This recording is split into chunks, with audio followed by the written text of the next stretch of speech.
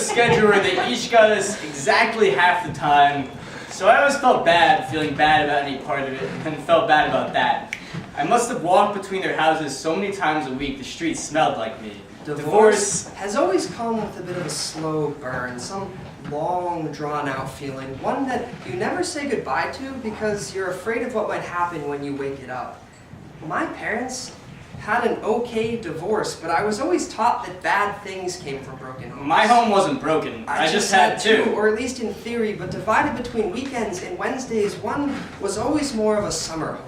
Going to my dad's house felt like checking into a hotel or an ocean resort located in a downtown housing development, and I kept the walls bare so I wouldn't forget it. If you can be homesick, It's still called a home. I made sure never to get two of anything, brought everything back and forth each week so it could never be permanent. I only got a second set of textbooks when the first one stopped fitting in my backpack. I don't think my dad ever thought of his house as a home.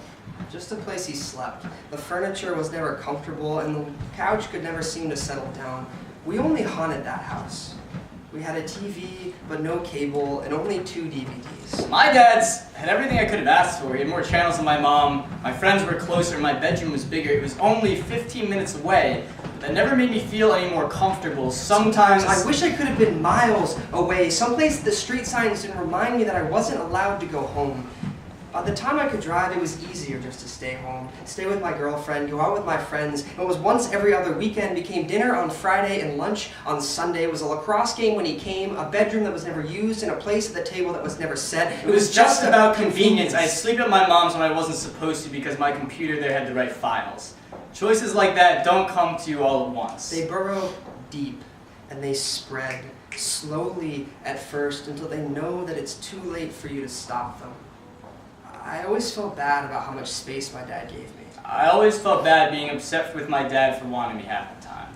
This is not a story about how I had it bad. This is a story about average things. I always thought divorce would be more dramatic than weekends and schedules. Dinner dates with parents and 2 sets of textbooks. This isn't a story about broken homes. This is about me and my mom and my dad all doing our best to fill the space around us. I don't even know why they got divorced. Something about us, some things fell apart in places no one really expected.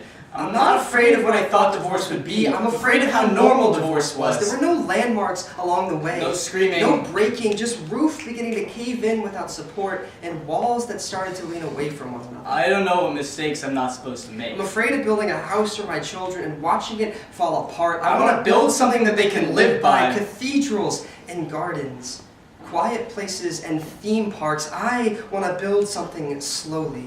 I want a family with more chance of surviving than a coin flip. I want 3 bedrooms, maybe 4. 2.5 bathrooms. A deck with a view. I want a house that grows old but not frail. Floors that creak but don't bend. Someone has to know how to get there.